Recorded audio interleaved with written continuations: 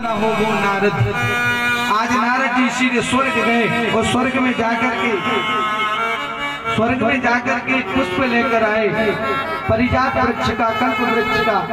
उस खुशबू की दिव्यता ऐसी है, उसकी कभी खुशबू नहीं जाती, वो पुष्प कभी सूखता नहीं है। और लेकर आए, भगवान के हाथों में दे दिया। तो जब भगवान के हाथों में दिया तो भगवान ने श्री रुक्मिणी को दे दिया और रुक्मिणी ने अपने केसों में लगा दिया। आजकल हमारे यहाँ प्रथा चली गई, आप वहां जाएं आंध्र प्रदेश में, तो वहां की जितनी माताएं बहनें होती हैं तो वो अपनी चोटी में, महाराष्ट्र जाएं तो वो अपनी चोटी में पुष्प लगाती हैं। हाँ, भागवत जी में वर्णन आया है कि गोपियां अपने चोटियों में पुष्प सजा कर आई और जिस रास्ता से निकली ऐसे लग रहा था जैसे किसी ने पुष्पों की वर्षा कर दी। ये श्रृंगार है, एक श्रृंगार है। जिस प्रकार हम मांग करते हैं ये भी श्रृंगार है, जिस प्रकार हम बिंदी लगाते हैं ये भी श्रृंगार है, नाक जो पहनते हैं ये भी श्रृंगार है। ये देवियों को श्रृंगार है।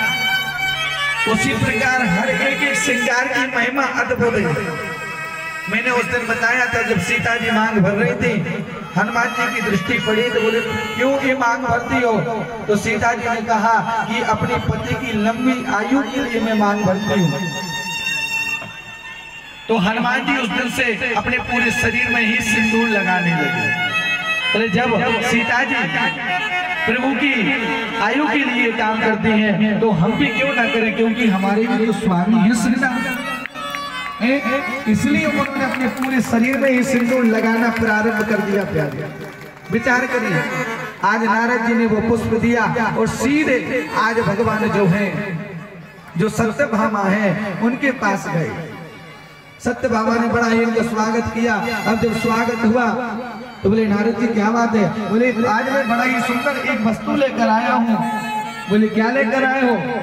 बोले महाराज कोई साधारण वस्तु लेकर नहीं आया हूँ, स्वर्ग से एक ऐसा पुष्प लेकर आया हूँ जो कभी सूखता नहीं, जिसकी खुशबू कभी जाती नहीं। बोले कहाँ है? बोले हमने भगवान को दे दिया है, आप ले लेना, आपके लिए स्पेशल लाया हूँ। अच्छा, कोई व्यक्ति दिए ये और बोल दे कि आपके लिए स्पेशल मैं लाई हूँ, ये लाया हूँ, तो उसका महत्व और ज्यादा बढ़ जाता है कि हमारे लिए वस्तु आई है, वो वस्तु तो हमें जो उन्होंने भेजी है।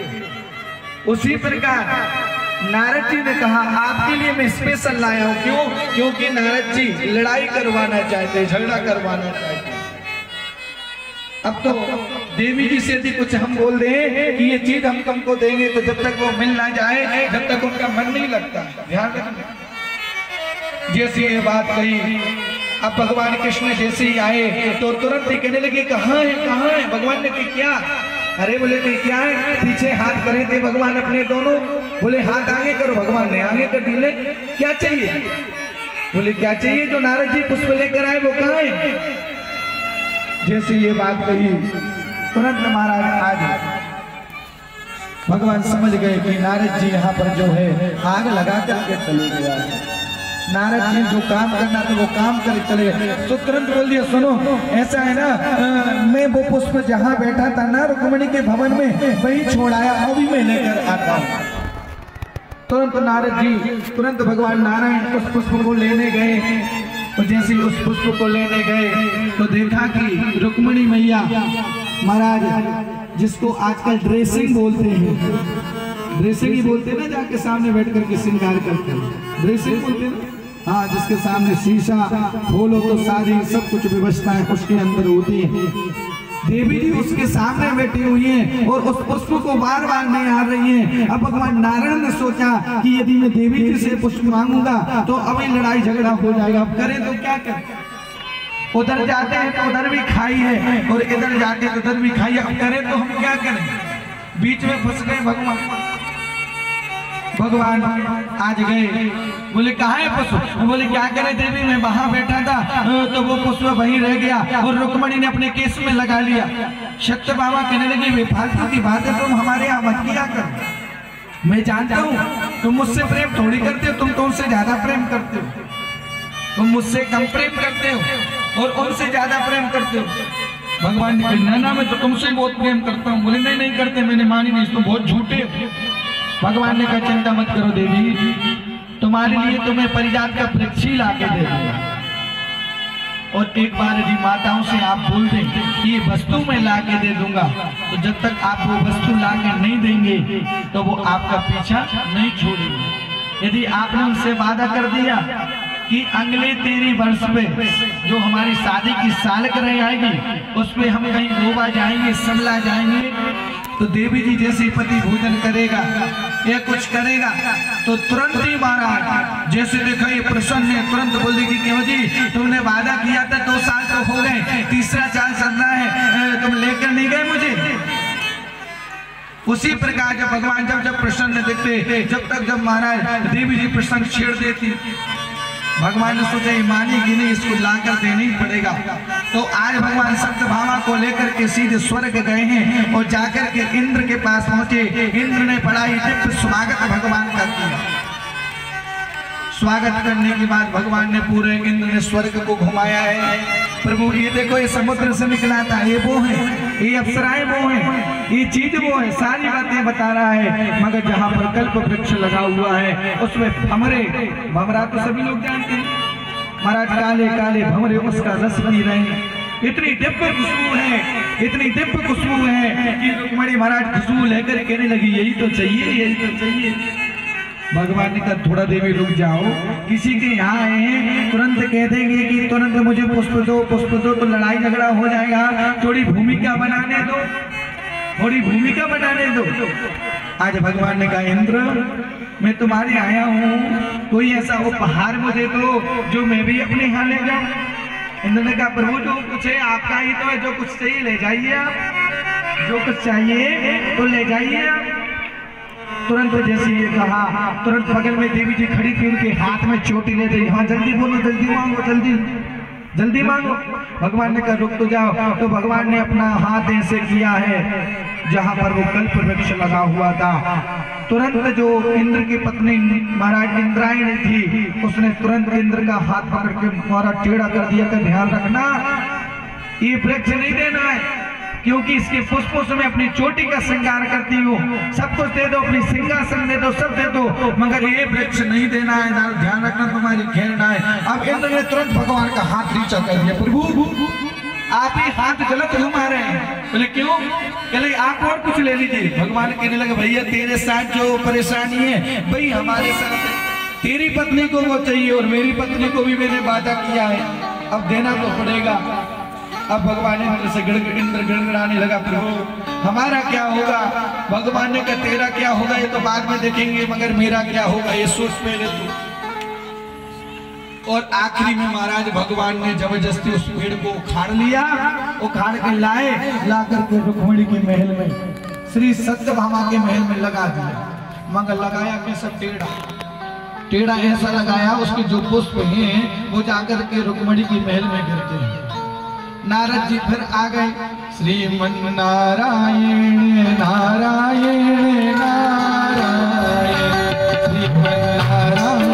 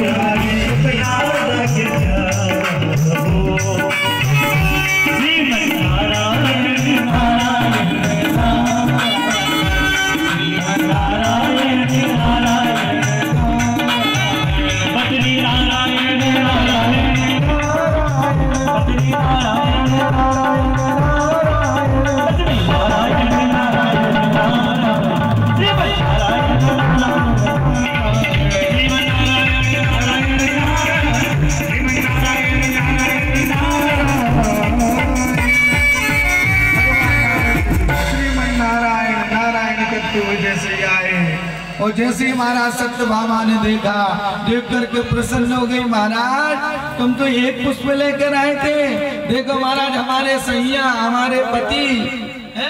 हमारे पति देखो क्या लेकर आए, पूरा वृक्ष लेकर आ गए। बोले अच्छा? बोले हाँ। बोले देवी जी आप बहुत भोली हो। बोले क्यों? क्योंकि वृक्ष तुम्हारे यहाँ लगा हुआ है, मगर इसके पुष्प कहाँ गिर रहे हैं, इसके पुष्प कहाँ कर रहे हैं? देवी जी ने दिमाग लगाया कि ये तो पुष्प जो हैं रुक्मिणी के महल में कर रहे हैं। बोले देवी जी पुष्प लगाए, वृक्ष लगाने से क्या फायदा? बोले महाराज इसके फल कोई खा रहा है और वृक्ष तुम्हारे यहाँ लगा हुआ है, तो मतलब क्या हुआ? अब तो महाराज इनका फिर से माता का नाम हो गया और इतना क्रोध आया और भगवान के लिए प्रभु आप तो जाते देवी जी, में ज्यादा देर तक नहीं रुकना, अब तो मैं जा रहा हूँ। भगवान नारायण तो चले गए। जैसे ही आज मेरे प्रभु आए तो बालमाली उन्होंने अपना भद्रकाली का रूप बना लिया, कात्यायनी का रूप महाराज भद्रकाली हो गई, प्रकट हो गई। जब देवी जी को क्रोध आता है ना तो देखो कितना अपना मोड़ो कैसो बना लेते। पहले के राजा लोग कूप भवन बनवाते थे, जब देवी जी रुष्ट हो जाए तो कूप भवन में चले जाते, फिर उनकी पूजा आदि करनी पड़ती थी। हाँ उनको मनाना पड़ता था। जब कूप भवन में देवी जी चली जाए तो समझ लो आज इनकी पूजा होगी। अब भैया पूजा करने की विधि भी अलग अलग होती है। अब कोई महाराज कैसे पूजा करे, कोई वो आता है उससे भी पूजा कर देता है। प्रेम से बोलो राधे राधे राधे राधे राधे राधे। अब जो जैसी पूजा करे, कोई छोटी पूजा करे, कोई बड़ी पूजा करे, पूजा करने की विधि अलग अलग है। हाँ अब कौन कैसे करता है वो हमें ज्यादा पता नहीं है, वो तो आप लोगों को पता होगा कि कैसे पूजा हुई करे। प्रेम से बोलो राधे राधे। महाराज आज जैसे भगवान आए, देवी जी को चेहरा देखो, अरे क्या हो गया आपने, ये चेहरा ऐसा बना रखा है? बोले कि तुम मुझसे बात मत करियो। बोले क्यों ना करे बात, क्या बात है बताएगी कचू? बोले ये वृक्ष काहे को मुझको देख में लगाओ तुमने? बोले क्या हो गया देवी? अरे कहीं लगाया तो यहाँ है, मगर उसके पुष्प तो जाकर के रुक्मिणी के महल में गिर रहे हैं। तुरंत जैसी ये बात कही, आज भगवान नारायण भगवान कृष्ण समझ गए कि लगता है नारद ने फिर से आग लगा दी, बीज बो दी। मगर भगवान तो भगवान है महाराज। भगवान ने कहा देवी तू पागल हो गई, पहले ऐसा कर एक गिलास तू पानी पी ले, अपने दिमाग को ठंडा कर थोड़ा सा। हाँ जब गुस्सा आए तो एक गिलास तुरंत ठंडा पानी गटा पी जाओ। हाँ तो बात से क्या हो जाएगा, मशीन ठंडी हो जाएगी। क्यों सुरेंद्र भैया सही बात है ना? और जब मशीन ठंडी हो जाए तो फिर प्रेम से बात कर। कहा देवी जी इधर मेरे पास आ, और अपने पास में बैठा के धीरे से देवी जी के सिर पे हाथ फेर दिया, शांत हो गया, शांत हो। अब जब शांत हो गई, भगवान ने कहा एक बात बताओ, यदि इसको मैं सीधा लगाता तो इसके पुष्प कहाँ गिरते? बोले यहाँ गिरते। इसका कचरा कहाँ गिरता? बोले यहाँ गिरता। इसके पत्ते कहाँ गिरते? बोले यहाँ गिरता। झाड़ू कौन लगाता? झाड़ू कौन लगाता? मैं लगाता है। तुम? बोले मैं लगाती। पोछा कौन लगाता? बोले मैं लगाती। माला कौन बनाता? बोले मैं बनाती। अब बताओ पोछा झाड़ू कौन लगाएगा? बोली वो तो रुक्मिणी लगाएगी। माला कौन बनाएगा? बोले रुक्मिणी बनाएगी। माला किसको मिलेगी? बोले आपको। मैं किसको दूं? अरे भगवान मैं तो तोको बहुत प्रेम करता हूँ, अरे वो माला वो बनाएगी इसलिए मैं तोको दूंगा। अरे तो काम ना करने पड़े इसलिए मैंने इसको टेढ़ा लगाया है, तुझे झाड़ू पोछा ना करना पड़े, महारानी बनी ठाट से बैठी रहे। हाँ इसलिए काम किया है। अच्छा समझ गई। वो नारद जी तो वैसे ही बेकारे में आ गई है, कोई बात नहीं तुमने बहुत अच्छा किया। इस प्रकार भगवान की सुंदर सुंदर लीलाएं चलती रहती हैं। इस प्रकार भगवान महाराज दिव्य लीलाएं अपने परिवार में करते हैं। आगे चल करके भगवान कहते प्रभु आपने सुखदेव जी महाराज परीक्षित प्रश्न करते हैं। सुखदेव जी महाराज तुम्हें एक बड़ा ही सुंदर प्रसंग कहूँ, कृष्ण जैसा करुणा का सागर कौन हो सकता है? कृष्ण के एक बचपन के सखा थे जिनका नाम था सुदामा। बड़े ध्यान से सुनिएगा मेरे प्यारे, ये कथा बड़ी सुंदर है। ये सुदामा कोई साधारण नहीं है प्यारे प्यारे, ये सुदामा कोई ऐसा ब्राह्मण नहीं है। सुदामा जैसा ब्राह्मण होना अपने आप को गौरवान्वित करना। आपने सुना होगा कि सुदामा जी दरिद्र थे ना जी, भागवत जी में कहीं भी नहीं लिखा है कि सुदामा दरिद्र है, कि सुदामा तेजस्वी ब्राह्मण है। भागवत जी में जितना सुंदर संबोधन सुदामा जी को किया गया है, शायद इतना सुंदर हमारा संबोधन किसी और को नहीं किया गया, और किसी को नहीं किया गया। जितने सुंदर तरीके से भागवत जी में सुदामा को सम्मान दिया गया है, शायद मैं जानता हूँ ऐसा सम्मान किसी और को नहीं मिला होगा। महाराज ऐसा सम्मान किसी और को नहीं मिला होगा। मैंने कल बताया था मित्र कैसा होना चाहिए। मित्र ऐसा हो जो अपने मित्र के सुख और दुख में साथ दे। मित्र ऐसा नहीं होना चाहिए जो अपने मित्र को ही लूट ले। रहता तो मित्र के साथ है मगर जाकर के उस मित्र की बातें जाकर दूसरे को उसका राज बताता है। वो मित्र नहीं है, वो मित्र नहीं हो सकता। मित्र कौन है? मैंने कल बताया था सारे रिश्ते बिकाऊ थे, एक रिश्ता था जो बिकाऊ नहीं था, वो था मित्रता। मित्रता का रिश्ता कभी बिकाऊ नहीं होता। और मैंने कल भी एक बात कही थी, काजल लगे गिर करो सुरमो सहो न जाए, जिन नैनन में मित्र बसे दूजो कौन समाए। प्रीत न कीजिए पंछी जैसी, प्रीत न कीजिए पंछी जैसी, जल सूखे और पंछी उड़ जाए। प्रीत कीजिए मछली जैसी, जल सूखे और मछली मर जाए। प्रीत कैसे होना चाहिए? उस मछली की तरह होना चाहिए। दोस्ती कैसे होना चाहिए? ये सुदामा से सीखना चाहिए मेरे प्यारे। वो चना जो हमने सुना है शास्त्रों में, हमने सुना है वो भगवान ने चने का है, वो चना क्या है? दुर्वासा ऋषि आए हैं आज मैया से भिक्षा लेने के लिए, मगर आज मैया के जो गुरु माँ हैं यहाँ पर कोई वस्तु आज थी नहीं किसी कारणवश आश्रम में, केवल एक कुट्टी चने थे, मगर वो चने आज मैया ने सुदामा को दे दिए हैं। कहा जाओ तुम दोनों आज लकड़ी बीनने जाना है और जब भूख लगे ये चने खा लेना, ये चने खा लेना। और आज दुर्वासा ऋषि ने सोचा कि ये मैया ने झूठ बोला है, मैया ने झूठ बोला है कि आश्रम में कुछ नहीं है, मगर आश्रम में चने हैं, मुझे नहीं दिए। अब जो इन चनों को खाएगा वो दरिद्र हो जाएगा, जो इन चनों को खाएगा वो गरीब हो जाएगा। जब महाराज सुदामा जी जब उस जंगल में गए, बारिश हुई और हमने देखा है उनके दांत किटकिटाने लगे, और जब उन चनों की पोटली सुदामा जी के हाथ में आई तो सुदामा जी त्रिकालदर्शी थे, समझ गए इन चनों को जो खाएगा वो गरीब हो जाएगा। सुदामा ने सोचा मैं ब्राह्मण हूँ, मैं ब्राह्मण हूँ और ये क्षत्रिय बालक है, यदि ये गरीब हो जाएगा तो काम नहीं चलेगा। मैं ब्राह्मण हूँ, मैं तो मांग करके अपना जीवन यापन कर लूंगा, मगर यदि ये चना ये गालेगा तो ये अपना जीवन कैसे यापन करेगा? तो आज वही चना सुदामा जी भगवान कृष्ण के भाग के भी खा लिए हैं, क्योंकि यदि गरीबी मिलना है तो केवल मुझे मिले और किसी को नहीं, और किसी को नहीं।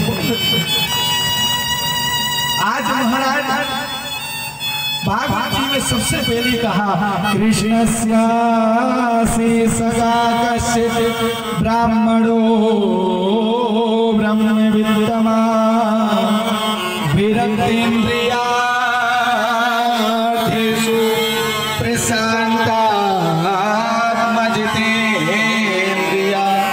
किसकी सखा है? बोले भगवान द्वारकाधीश की सखा है। विचार करिए, हमारा कोई विधायक मित्र हो जाए